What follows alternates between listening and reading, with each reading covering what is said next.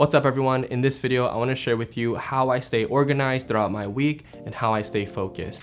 Lately, I've been dealing with a bit of brain fog. I'm not sure why, but I figured out a couple different things that have really helped me break through that, and I'm hoping it can help you too if you're dealing with something similar.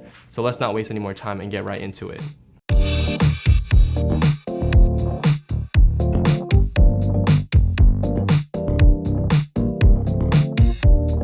Something I've been recently trying that has really helped me is mind mapping. I don't know about you guys if you can relate, but whenever I have a list or a notebook, I tend to write down a title or a header, and then I just feel like I'm in a rut. I can't get my thoughts down to paper because I feel like it needs to be prioritized in a certain way, it needs to be organized in a certain way. And so what I've done is try mind mapping. And I've been doing this for my to-do list throughout the week. I've been doing this for my business goals and plans. And I've also even been doing it for my YouTube videos and my concepts and the talking points in my YouTube videos. But I'm telling you, after I started the mind map method, I'm able to get so much more of what's in my brain onto paper or a tablet so much quicker, and I feel way more creative once I'm done doing the mind mapping. So let's take this YouTube video for example, and how I use the mind map. I essentially started with the title and a circle around it. And then I used these legs to just create what my talking points were. This really helps me not overthink what the shot list is, what structure, what sequence I want to talk about things. I just get it all down. From there, I created an orange line, which is in my opinion, just a good color coordination method for figuring out different parts of your video. So for me, this is the main takeaway, and the main takeaway is the mindset portion, which I'll be covering towards the end of the video. But what I'm trying to show you guys is how simple it is, but how effective it is of just getting your thoughts on somewhere where you can just see what you're trying to do. In the past, I'd create all these grand templates for my YouTube video, but for some reason, whenever I'd open a blank template, it just like paralyzed me. I don't know why, I don't know how, but whenever I see a blank template but that's so overly structured, it caused me to feel like I need to be boxed into a certain type of concept, certain type of shot, and I realized that mind mapping, at least for me, just works so much better. Maybe it's not gonna be for you, but it is definitely something worth trying if you're feeling like you're in a little bit of a rut. My next tip, which I think is really vital, is color coordinating your calendar. Now there are tons of different types of calendars that you guys can use, digital, physical. In the past, I used to use a physical calendar, but now I have converted into Google Calendars. And what I love about Google Calendars is that it's simple, it's quick, and it syncs across all devices. On top of all that, I love the color coordination feature, so I'm able to color coordinate my schedule. Why is this important? Because when you look at your month, you're able to see how you're spending most of your time, and I like to have a bird's eye view of what I'm working on in the week. And it's nice because if it's red, if it's green, if it's orange, if it's blue, I'll know exactly at a glance what I'm working on today and what I'm working on this month. And that's super helpful for me to stay focused. In the past, when I used to use a physical calendar, I'd also use highlighters. Highlighters are a good way to kind of color coordinate a physical calendar, but at the end of the day, the tip is color coordinate your schedule. It can help a lot and save you a lot of time instead of figuring out what your priorities are in a given day. My next tip is to use a block schedule. And I'm not talking about a daily block schedule, like 6 to 9 you do this, 9 to 11 you do this, 11 to 12 you do this. What I'm talking about is a daily or a day block schedule. I don't even know what the word would be for it, but essentially what you do on Monday, what you do on Tuesday, what you do on Wednesday, and etc. The reason why this works for me personally is because whenever I used a kind of daily block schedule before, where it's literally broken by the hours of the day, I never followed it. I don't know if you guys can relate to that. I'm not sure if you have similar struggles, but I just was never able to follow the block schedule. I would wake up at the wrong time. I would, be working on a work project, and then my block schedule would tell me to work on something else, but I would just continue to work through that previous project. It was just kind of a mess. And at the end of the day, I would feel less productive because I didn't follow the block schedule that I had put in front of myself. And you notice with a lot of these tips, it's kind of just taking a step back. It's just not so micro into the hour or the minute of the day, but rather the week or the month. And that's kind of how I work. So Monday, Tuesday is one part of my business, Wednesday, Thursday is the second part of my business, and Friday is what I call the Friday flex day. So essentially, Friday is my catch-up day. It's what I want to do. Maybe that's less important or has less priority, but still needs to get done. I try to move over to Friday. And Saturday, Sundays are typically when I try not to work and I'm heavily involved in more of my personal life. So friends and family, my spirituality, and just getting things done around the house that maybe I've been pushing off due to work throughout the week. And within your block days, you want to set parameters or certain tasks that you're doing. So for me, Monday, Tuesday are the days I work on Edwardly Films, which is the production side of my business and client work. So Monday is typically my client call day or client meetings. All my meetings and calls I try to stack on that day, and I usually work from home because it's Monday and I don't want to go out and do a bunch of stuff.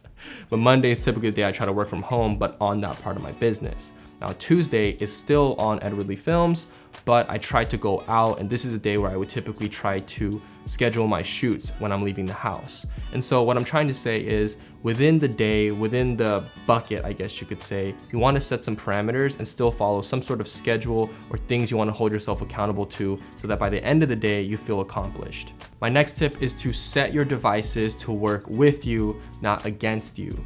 Now, what I'm talking about, why did I try to get all deep there with some device illustration? Something that I've been trying is really diving into the focus modes on my phone. As you guys know, I'm sure many of you use the do not disturb option, and maybe you even have your focus modes already dialed. I'm an Apple user. I'm sorry for all you Android users. I'm sure you guys have something similar, but I love Apple products and I love how they have the focus modes within the kind of iOS that works across all your Apple devices.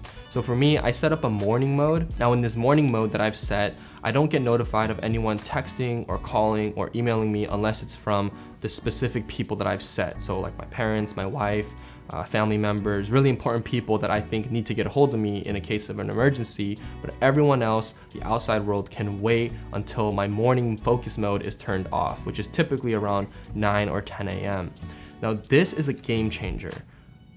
Like I cannot express it enough because when I set this mode, it really forces me to get dialed in without any distractions. Before I set the focus mode, for some reason I would wake up and I naturally gravitate towards my phone to check Instagram, check Twitter, check YouTube, check all the social media, check my emails.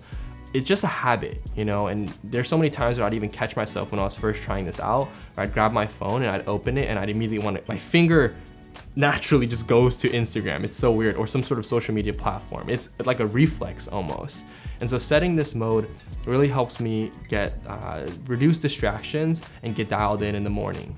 But the morning is when I can get the most done. Whenever I try to push off my hard task, later in the day, it just doesn't work and I get really like tired and I get exhausted of having to do the big task. So the morning is a crucial time to get dialed in, and the focus modes really help. And also I would encourage you to also try getting your hardest task done first in the very beginning of your day, because that will help you ride that momentum into the rest of the day. And this is a perfect segue into the mindset tip for this video. What I'm about to share with you guys is probably the most important thing to realize about having a productive week, having a productive day, because it's the foundation, in my opinion, why people are productive or how to be productive. So the first thing you need to realize with your brain and just how this all works is the number one goal is to create momentum. Momentum is key. And what am I talking about? Too many times people will try to say, I need to accomplish X, but X is overwhelming.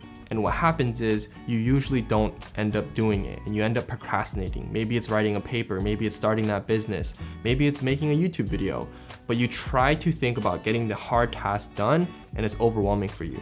And you usually end up not doing anything. Maybe not everyone, that's how it was for me.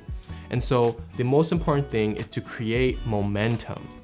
And you can create momentum by doing something really easy and really simple, maybe the first 5 minutes of this hard task. And a small example of that is YouTube, creating YouTube videos. For me, it's really hard sometimes to get myself to talk in front of the camera like this and create these longer YouTube videos. I have a lot of problem with getting motivated to do that because my whole mind was focused on creating a YouTube video. But what really helps me is sometimes I'll literally set up all my equipment, all my gear, all my lights, and I won't even film that day. I literally will just set up the gear so that when I'm ready to film, I can just sit down right here and start talking.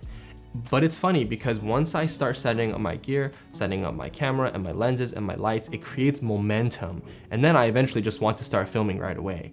And then that kickstart into finishing a YouTube video for me. And when you have momentum and you start that process, it leads to an increased mood, or you just become more positive. You feel better about the task at hand. And the increased mood and mental state then leads into being productive. Being productive is the result of creating momentum and having a good kind of mental state or being positive. Then you're able to do a lot of meaningful work, a lot of good work, a lot of the hard tasks. So really the key takeaway is create momentum for yourself. That could be like 60-minute sprints, that could be 5-minute sprints, that could be using a bullet journal, that could be using Notion, that could be using all your productivity hacks or whatever. The whole objective is to create momentum. That's your number one objective. Then that leads to increased mood and positivity. Then that leads to being productive. Once I realized this and I realized, oh, I don't have to just accomplish this huge task at hand and feel super overwhelmed. Once I learned all it's about is creating momentum, for some reason, something just clicked for me in my brain and I was able to get to work quicker. I was able to finish things faster and get harder tasks done. And I'm hoping it will do the same for you.